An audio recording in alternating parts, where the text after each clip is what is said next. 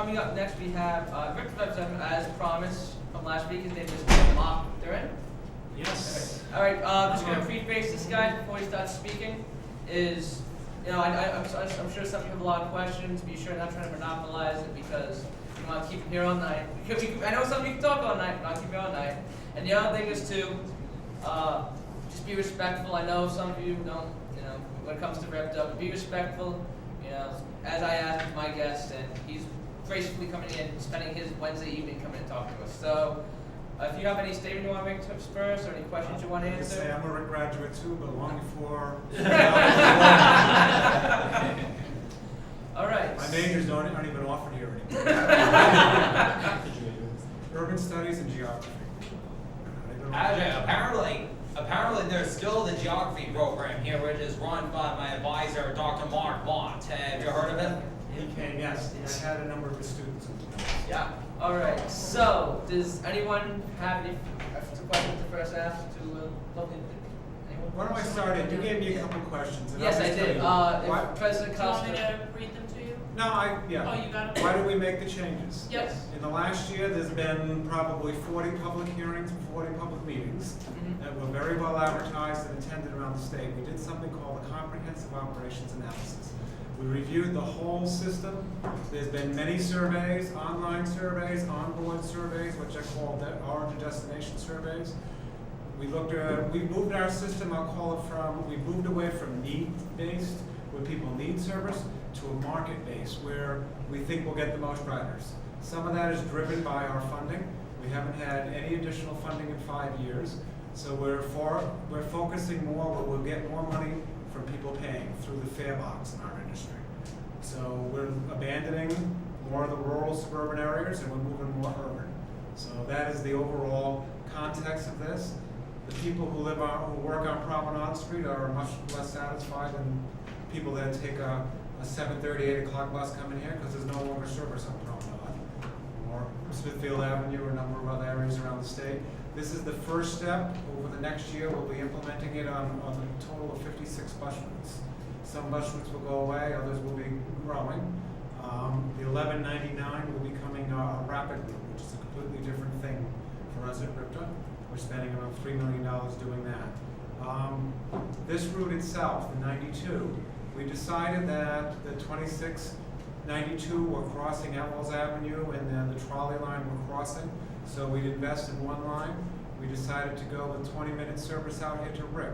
Part of that is a commitment of your current president, Nancy Carullo, and Gary Penfield, dealing with them over a number of years. About 3 years ago, I came up here. They wanted to move the bus stop away from Roberts Hall. We didn't like that. Students could wait inside and wait for the bus. She promised she would get a bus shelter built. You have the best bus shelter in the state of Rhode Island by far. We said also that, you know, she wanted more bus service on students, wanted bus service, so she represented you wanted more bus service on Sundays and evenings. And my comeback was, well, give them half-price transit because I need more riders to make it worthwhile. She did. You found money in your budget, I think the student government budget, to make transit half-price up here. Ridership increased, so when we did our comprehensive operations analysis, we decided to make a big investment with RIP, 20-minute service. Many more hours, rather than 3 different routes coming in odd hours. But that eliminated the 55 from coming here, and the 55 will not be coming back here. The 55 was about an hour and a half of what we call dead miles, coming from Fatima Hospital over here. That's wasted miles. It costs $106 an hour to run a bus. We're not going to run a bus at a mile and a half on empty roads for no reason. So we opted that 20-minute service going later in the evening was better than keeping the 55 running on its schedule. Plus it's overcrowded a lot going to PC. PC's making some structural changes where we're going to go in and turn around on campus. So those pieces together added up to let's make the 92 come out here. We thought we'd hired a consultant that helped us, and our staff thought the 92 was going to become an overcrowded line. And some of the trips are already. It probably will, in 5 years, will become an every 10-minute bus line. One of the better bus lines in our system, just because of the demographics along Atwells Avenue, having this as an anchor, Mount Pleasant as an anchor, and the fact that with the whole east side connected, we have Rick, Brown, and a lot of Johnson and Wales students housing in between Avenue, Fox Point, there's a lot of Johnson Wales students we know because they are on our bus program and they swipe their cards. So we have the geographic information from all that. We know exactly what they get on and the place they get on from that. So we know we have a lot of Johnson Wales students. So right now we're at every 20 minutes and it's probably not going to increase until we get funded because we don't have enough money. We have added a few buses in the morning. We call them trippers because of the high school impact, 7:30-ish. We've added 2 buses around the one that's scheduled. They don't show up on a timetable, but there's 3 buses within 15 minutes to try to deal with the overload. We have these 35-foot, the trolleys are 35 feet long. They're actually 37 and a half feet long, but they hold fewer people, but we cannot use a bigger bus on this bus line because of Fox Point. The turn at Brown and Wickeden Street is too tight for a 42-foot bus, so we can't make the turn, so we have to stick with the 42s. It's very possible that these buses we will pull in and take some of the seats out and turn the seats all to the perimeter of the bus. It's called perimeter seating versus stadium seating. Stadium is facing forward. That way we'll have more standees, just to try to fill the buses more. Richter probably in the next 3 to 5 years will start buying articulated buses, the buses with the accordion, the bend in the middle, because our ridership is getting so heavy. 2 years ago, we had a 10% ridership increase, which is unheard of in transit. Last year, our ridership was flat, but with Hurricane Sandy and the snowstorm, we had 3 days where we didn't run any service, and there were edge days that we had, very little ridership. So if you take that into account, we had about a 1 to 2% ridership gain last year. So far this year, from July to September, we're up 7%. We have 17 bus lines that are overloading every day. We're passing people up on. So we've invested on this area, but we're not gonna. I'm limited where I can put buses right now. We're overloading going to URI at 7 in the morning, going from Providence to URI, going to URI on Saturday morning at 7, and then leaving URI at 8:05 coming back. College kids aren't supposed to get up in the morning. I don't know what they're doing, but we're overloading on early Saturday morning to URI, which, we've never done that. We've all had problems with URI, but never that early. So it's a problem we have in the system. One of your questions was surveys. Yes. As I said, we did an origin destination survey last fall. That's where people intercept you on the buses and handed you cards and asked those cards out, where did you get on exactly, where do you get off exactly, where are you going, and a little bit of the good old demographic information. Why are you riding? Do you work, student? Those kind of questions. There was also a more of a satisfaction type survey, but this summer, from June and July, we ran an online satisfaction survey. Now, online technology doesn't work very good in transit. Only about 50% of our riders have access to a smartphone and a computer. That's to do with economics. So any surveys we have from that, we came out actually 70% satisfied. People said 70% of them said they were very happy, but as I said, it's a very limited. We had 672 responses, which was very high. We wanted 400, so we got a lot of responses, but we know we leave a lot of our riders out on that kind of survey. So I think I hit most of the questions that you sent me, but any other questions, Let's please? see. First up, we have President Costco. Could you elaborate a little further on where your funding comes from? I got an email from someone with the Richter Riders Alliance saying that it's a result of the gas tax. Is that true? 25% of our funding comes from people paying fares. Okay. About 20% of our funding comes from the federal government. We receive money to buy buses, capital expenditures, and we're allowed to turn some of it into operating. It's called preventative maintenance to do oil changes and stuff. We take as much as we possibly can. That amounts to 20% of our budget. We're about a $103 million agency, and the rest of it comes from the gas tax in some form or fashion. There are other things when we buy buses and stuff. Up to this point, people have voted for bond issues. There's a lot of other hard things, but if you break it up, it's around 55–60% from the gas tax. That was established probably 5 years ago is the last time it was changed. It's a very odd tax for us to be getting these days because higher mileage cars, people driving less with expensive, the gas yield, how much money comes in per penny of gas is going down about $1 million a year. So we're losing about $1 million a year in tax revenue to support us. So our budget's actually shrinking every year, and that's a result of some of the things we're doing. Does that answer your question? Yes, as a follow-up, does RIPTA ever think, well, where's an ideal place that you could get more funding? Like, have you guys thought about other channels to help yourselves? I mean, I know it's a tough question, but. I've been doing this for over 3 decades. Yeah. I've been working on that for 3 decades. Yeah. Transit is funded by a wild array around the country. In Washington State and Ohio, you have a 5-year referendum, and you vote if you want to have a sales tax in your community for transit. In Washington, it's a gas tax. If you're doing a good job, people vote to keep it, and if they're not, you vote and you shrink the system. But that creates a very odd thing. You're dependent on the bus, and all of a sudden the bus lines go away. There's about 20% of the systems around the country are on gas tax. Some places are sales tax. Some are millage on mortgages, which you have a recession like 2007, suddenly there's no money.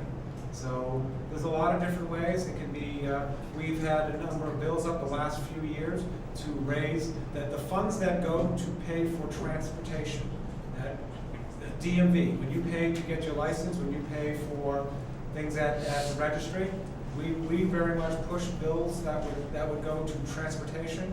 The governor decided that would go to highway transportation, cut us out. He and the legislature cut us out. We were the ones, with a strong environmental group, Coalition for Transportation Choices, had developed that legislation, but the transit part of it got cut out. You would imagine that RITBA would, put money toward that and not, the highway transportation. A lot of it's the lobby. I mean, we've had this strong group, but it's very environmental focused. When I say 50% of our riders don't have iPhones, smartphones, they're poor. And very low income people are working 2 and 3 jobs. They don't go to public meetings, they don't vote, they don't call elected officials, so we have a lot of our constituency is silent. So it makes it very hard. Sometimes I feel like I'm up to the State House alone because nobody else speaks up. The environmental community has been very, very strong pushing for us. The highway has the engineering and the construction companies and the labor unions and stuff, so they did a better job, I guess.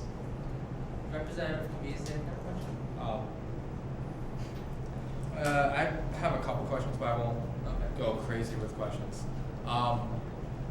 First question I have for you is, have you ever thought of creating any type of forum where possible college students or possible people, since this mainly affects us, I'm thinking college students, can come and talk to you, anybody else in development, even like brainstorm possible ideas, and then guys can check the feasibility of it, and we can actually try to, create like something that may be more efficient for everybody.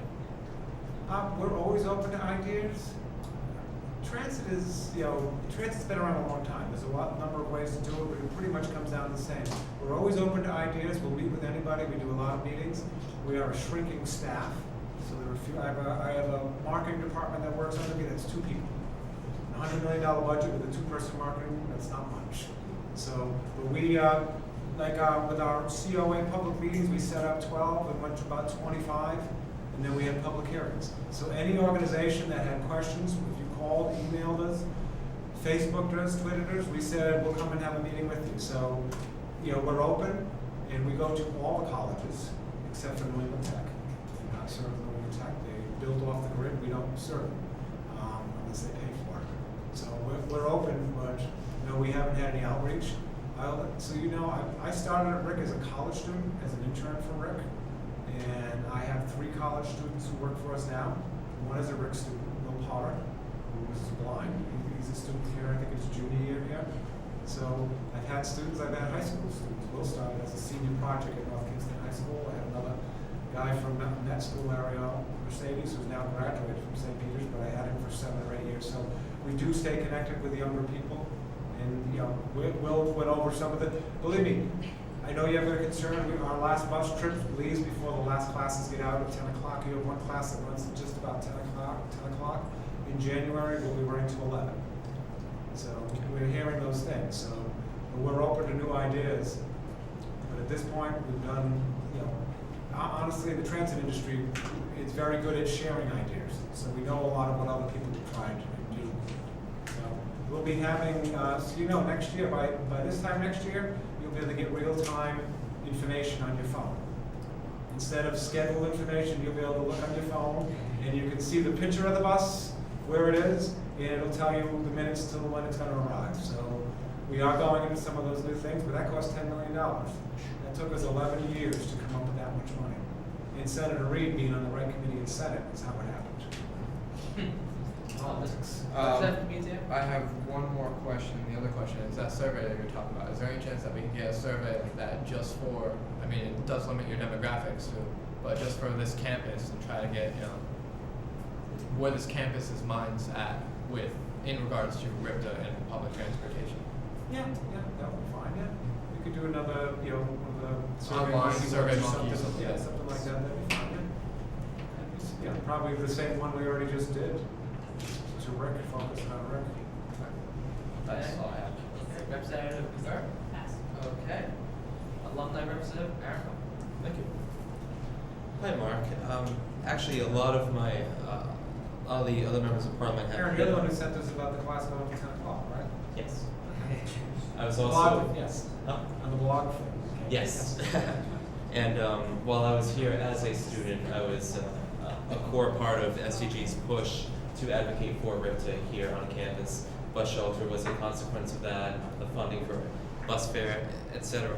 I actually want to start my comments here with a couple of really strong positives. I remember thinking about the process of advocating for RIPTA on this campus and sort of communicating to students the options that were available, advocating to the administration about it. Some of our big issues were having evening service. You might recall, besides the 55 line that ran, serviced here in PC, the 26 line only terminated, I think, at 7 p.m. and then there was no Sunday service, and Saturday service was kind of there was a little void for a little while until the late night 55 line.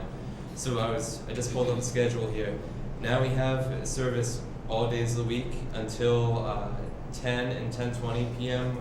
Weekdays and Saturdays, and that'll be becoming 11 Becoming 11. in the spring or in January. Green Day. Awesome. The 55 line, I hear you when you say that it's not coming back, that service is not coming back, but does RIPTA have any active conversations? From the student perspective, there are certain pockets of the city that we have seemed to gravitate toward, the PC area being one of them, where it's just recognized as sort of an area where affordable student housing is available. I know a number of RIC students and friends and recent grads and new students, I can probably count about 10 now, who are in a walking distance of that 55 line that RIPTA is no longer an option for them to get to and from campus unless they want to take it in and then from Kennedy Plaza and come out to the campus. Are there any long-term plans to maybe bring that other side of the north end into an active service model for RIC? No. And from our perspective, it's about market driven. If we're coming here every 20 minutes, the option is that we're running so frequently, you'll have to take another frequent line downtown. Okay. We're not going, we don't have enough money to be looking at the needs. We're very aware, as I said, I was here, that was a resident area for RIC even then, but we can't, that would be over-serving the campus, the amount of buses we would have. We'd have to go to every 30 minutes or every 40 minutes on the 92 line to bring the resources over there. And so we're very much going into an era of focusing resources on the main corridors. So it's easy. I mean, we're gonna have, a lot of them, the timetables are changing. If you look at the timetables, the ones on the routes have changed. The ones that have a red slash, run until 10 o'clock at night and every 20 minutes. So we're trying to make it easy for people to identify this is the frequent service network. But to do that, things like catching certain neighborhoods and certain areas, we know that the people do connect down there, but there's a greater need to come out here every 20 minutes than there is to connect that neighborhood. So that's the choices we're making. That makes sense. Okay. And the big thing that I want to talk about, and I want to pull everyone else from Parliament in on this particular question, is since the Parliament states its will through resolutions, it debates and it acts and it makes its voice known in a single document, what could this Parliament do to assist and better advocate for RIPTA to our own state representatives, to our administration, who can then use their channels to lobby the state government. How can this parliament continue to be an ally with RIPTA in advocating our own needs and bringing them into us? I mean, watching our ridership increase when we have a big thing in transit is the hours of service, how much you have on the street. Now, that hasn't changed in about 11 years. We haven't added an hour. For our ridership gains, I mean, 17% in 2.5 years. It's unbelievable. People are, I call it speaking with your butts. You're sitting on buses, but more likely you're standing on buses because there aren't enough seats anymore. I'm at a point where it's going to take, protest signs and do something about it, because we have made all the arguments to the governor and the legislators, and they say, oh yeah, and then come June when they go into the big budget talks, we're dropped every year. Yeah. And Don Kacheri was never a big supporter of transit, but he funded us twice. Link Chafee was a big supporter, but now that he's there, he drops us. So I don't know. So is it more of a general outcry? College students in the state. Last year we had over 2 million rides from college students, and that's the ones. That's not counting this school where you paid with cash. That's counting ones that I have you on. I can actually tell Brown student, Roger Williams student. I can tell with those students exactly 2 million of those. So when you add up the others, it's probably 3 million rides last year. I might speak from a perspective of what I'm just going to term common sense logic when it comes to the gas tax. Funny thing, if the gas tax is paid for by people going with their cars and purchasing gas, and that funds public transit, then logic, and this is not really a message for you or even for people here, it's to our state government, logic says that if less people are taking their cars and more people are going on the buses, that means you need more money to fund the bus system, but there's less money to do so. So sort of a rallying call to arms that this parliament might want to take up is finally getting it through the heads of the powers that be in the state that the gas tax is a fundamentally not flawed, not challenged, a fundamentally stupid and asinine way of funding public transit. It's really actually quite indefensible at this point. Some people have missed the change in younger people. There was a much higher percentage. I was of the era where environmentalism, there were people who were greenies and they were thought of as strange and weird, and now they're the leadership, and some of them. People don't realize there's a high percentage of younger people, college age, who are very environmentally driven just in their everyday life. So taking the bus to get around, maybe not every trip, but taking the bus, thinking about it, and they don't realize that. I have a nephew that, picked this college because in the environmental concerns, now he works a job because he doesn't have to drive a car to get there. I think people at the legislature are missing that there's a whole generation coming that this is more important. And I think at the legislature, they still think we're only the service of last resort for low income. We have an odd law in Rhode Island that anybody disabled or over 65 can ride the bus free.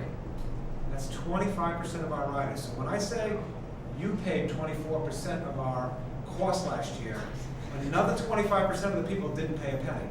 So on average, a system our size gets a 20% fare box return. We're at 24%, and 25% of our riders don't even pay. So $2 a fare and everything, we're actually pretty expensive and doing very well when so many people don't pay. The legislators will not they will not even think about changing that law. We try every year. You can't even get introduced. So my thing is, we tell them that's worth $5 million. That cost us $5 million to move that population. We don't mind doing it, but give us $5 million. So that's one tack we're trying to take, is that you owe us $5 million to carry that group every year. And because it takes away from options or opportunities to do more for other people. Mr. Speaker, I think that this parliament might like to direct some of its energies at making its voice heard with some common sense solutions to how RIPTA could be better funded, and I conclude my remarks. Thank you, Alumni Representative Buckley. That we'll go back to President Hospital. Okay, I'd like to take the opportunity to yield the floor to one of the members in the gallery. If you could just come forward so everyone can see you, and state your name for us, and then you can proceed. How are you? I'm Survey on the student here. My question is super simple, like even more logistically simple than that is, seeing as you as RIPTA cut the 26 and 55 and are serving college students not only at Brick but also at JMU and at Brooklyn, why isn't there any bus racks on the 92s? We are looking into that. There's been bike racks on the buses. The only buses in the system without bike racks are the trolley list. And we do not have them because I work at an agency with most of the people are operations folks. They didn't go to college. 780 people and probably 700 of them are bus drivers and mechanics. They think they can't take the turn at Wicked Street with a bike rack. It's going to add too much distance to me. It's on the outside. We are running a test right now to prove if we can or not. If we can, we put in bike racks on the bus. Also, Once you do it, ordering them, probably be like February. We'll miss this semester, but we are, again, we're taking them on. You know, it's an odd place. Most of them, I've got Columbia graduates, I've got Brown graduates, MIT who work for me. But most of the people that work for us are high school graduates or GED folks. So, you know, we always have these doubts. We can't do it. They don't have, you know, I think we can. So that's a good question. Does that conclude all of your questions? All right, does anyone else have questions for the representative here from Christmas? Oh, yeah, sure. I want to thank you for taking the time out of your evening to come here and speak with us. It really means a lot. And just know that, you know, this body specifically of student leaders here on campus, we are huge on transportation, considering that, as you know, we're almost an 85% commuter campus. So this is a huge thing to us. And as Alumni Representative Buckley did state, we would really like to put it in our interest to form better alliances with your organization and to really be more of a presence at the State House. Because I think that students, as you said, 2 million rides from college students last year. Imagine the impact that has when they do go to these sessions. So I want to thank you for coming in, and an applause from our.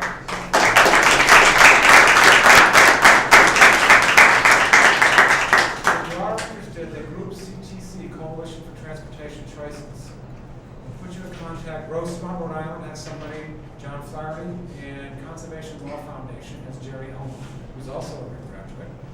I'll lead that up, and they would be probably interested in seeing getting college students around their push for it, because they've really led a lot of our funding. We just have one final question. I just have one Yes, last yeah. question. Is there a way to get in touch with you or some member of RIPTA as part of this college? We do have a traffic and parking committee, and I do see RIPTA as part of the traffic here, one way or another. Is there any way to get in touch with you or someone else? Absolutely. Myself, email address, mtherian, THERRIEN, Gary Penfield, they know how to get hold of me. We would be, when you started a bus up here, bus route, you had a bus last year that was running a shuttle running on campus. Gary had asked me to come up and consult with him on that. And you have a student here, Will Potter, who's working for us right now in the ride program. And then, he's speaking for you anyways, but at anything, reach out to Will. He couldn't be here tonight, or he wanted to know when I was coming up. So Will will definitely be part of it, but yeah, we would have somebody come out. Okay. Absolutely. All right. Okay. Thank you for your Thank time, you very sir. We much. appreciate you. When I was a student, there was a bar downstairs.